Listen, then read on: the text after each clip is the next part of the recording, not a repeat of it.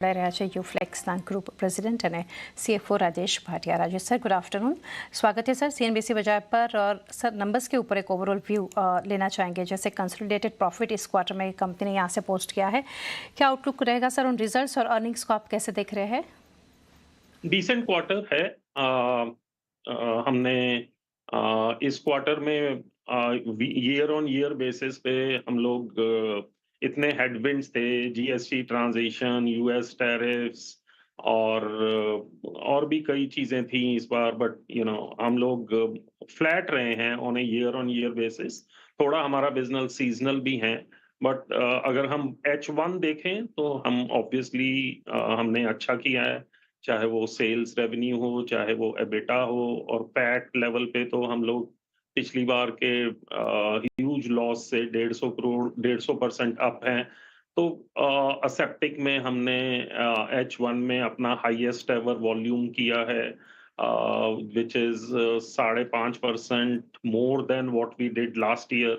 तो काफी पॉजिटिव्स हैं। अगर ये हेडविंड्स नहीं होते तो हम लोग और अच्छा कर सकते थे, बट अभी ये headwinds, specially the US the GST transition, आपका टैरिफ भी इशू लग रहा है अभी रिजॉल्व हो जाएगा, तो आगे क्वार्टर्स में बहुत अच्छा रहने वाला है। नई कैपेसिटीज भी ऐड होने को हैं, another with in 2 to 3 quarters वो वॉल्यूम्स भी ऐड हो जाएंगे।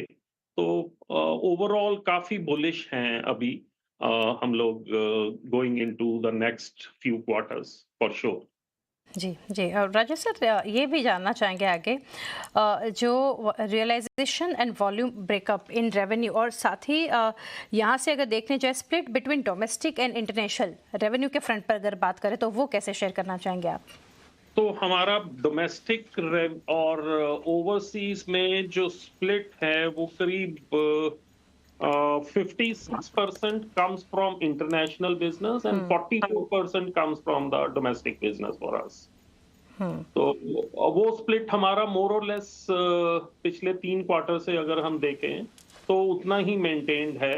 कोई नई कैपेसिटीज कहीं पे आएंगी, उससे रेवेन्यू बढ़ेगा ओवरसीज में या इंडिया में, तो उसके बेस पे चेंज होगा। जैसे अभी हमने असेप्टिक पैकेजिंग में इंडिया में जो हम ब्राउनफील्ड एक्सपेंशन कर रहे थे, डी बॉटलनेकिंग, वो अभी हमने अक्टूबर में इम्प्लीमेंट कर दिया है, कमीशन कर दिया है। तो उसका बिकॉज अभी ऑफ सीजन चल रहा है इस इंडस्ट्री के लिए, तो जनवरी से उसका पूरा बेनिफिट आना शुरू हो जाएगा।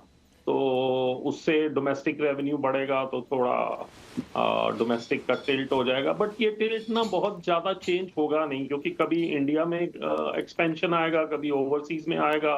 तो आई थिंक जो अभी हमारा लेवल है 56 to 60% overseas and rest from the domestic market, वो हम लोग आगे चलते हुए अचीव वही लेवल्स रहेंगे जो हम देख रहे हैं।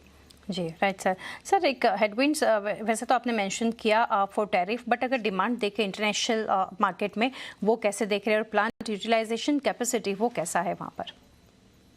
तो रीजन टू रीजन डिपेंड करता है। हमने इंडिया में देखा है हमारा कैपेसिटी यूटिलाइजेशन बेटर हुआ है, नाइजीरिया में बेटर हुआ है। हमारा जो यहाँ पे यूटिलाइजेशन कम हुआ है वो है लार्जली यूरोपियन टेरिटरीज, और वहाँ पे यूटिलाइजेशन कम होने की बहुत बड़ी वजह डिमांड का कॉम्प्रेस होना नहीं है। वहाँ पे मेन फैक्टर है कि जो अभी वहाँ पे इंपोर्ट्स ज्यादा हो रहे हैं, उसकी वजह से ये स्थिति बनी है। इसी क्वार्टर में ये स्थिति हमने देखी है जो बनी है।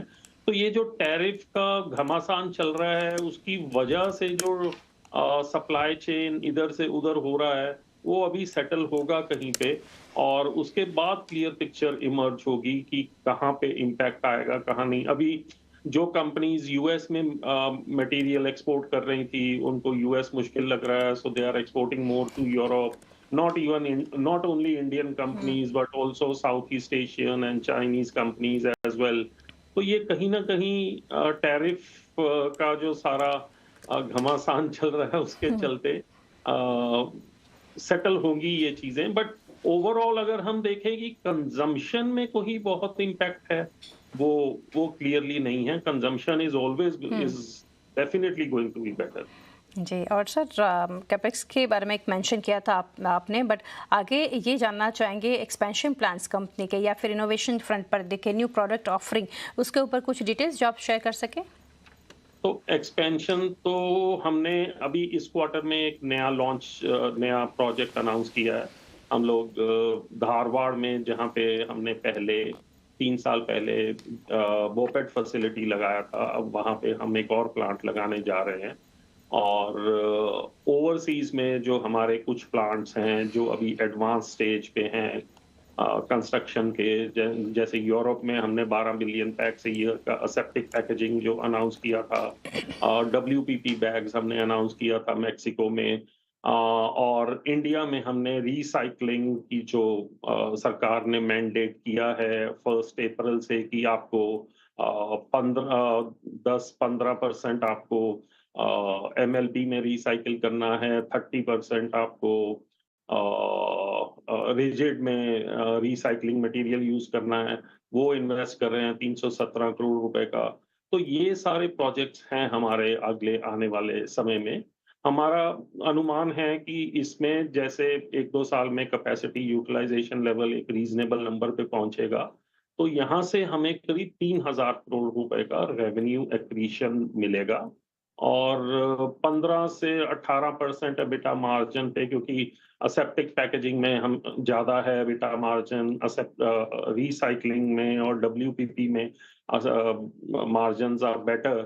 तो 500 crore should come as an additional revenue with these new projects. और जो एग्जिस्टिंग मार्केट्स हैं उसमें अगर प्राइसिंग पावर आती है, जैसे यूरोप में मैंने अभी बताया थोड़ा सा इम्पैक्टेड है because of this tariff disruption, तो ये ठीक होगा। तो future looks very very clearly very bullish. इन्हीं को देखते हुए हमने ये नई कैपेसिटीज प्लान की थी कुछ साल पहले, और अब वो हम लोग काफी करीब हैं उनको कमीशन करने के, और उससे प्रॉफिट और रेवेन्यू दोनों बढ़ेगा फॉर श्योर।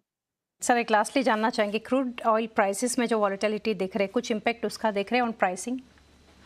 देखिए, उसका फर्क थोड़ा बहुत पड़ता है वर्किंग कैपिटल पे, कि अगर क्रूड ज्यादा है तो मेरा रॉ मटेरियल कॉस्ट बढ़ जाता है, बट उसमें हम लोग पास ऑन कर पाते हैं कस्टमर को कि क्रूड ऑयल में कोई बहुत ज्यादा भी वॉलेटिलिटी नहीं है, रीजनेबल लेवल की वॉलेटिलिटी है। बट हमारी इंडस्ट्री में हम लोग वो इतना बड़ा रिस्क फैक्टर नहीं है हमारे रेवेन्यूज को या हमारी प्रॉफिटेबिलिटी को। तो थोड़ा सा वर्किंग कैपिटल प्लस माइनस हो सकता है। अगर क्रूड ऑयल के दाम बढ़ गए तो मेरे को अपना रॉ मटेरियल थोड़ा महंगा खरीदना पड़ेगा, मेरे फिनिश गुड्स भी थोड़े महंगे हो जाएंगे, बट मार्जिन पे कोई लंबा चौड़ा इम्पैक्ट नहीं है। राजेश सर, काफ़ी डिटेल्स हमारे साथ शेयर की। Thank you sir for connecting. Best wishes for coming quarters. Thank you जी, थैंक यू।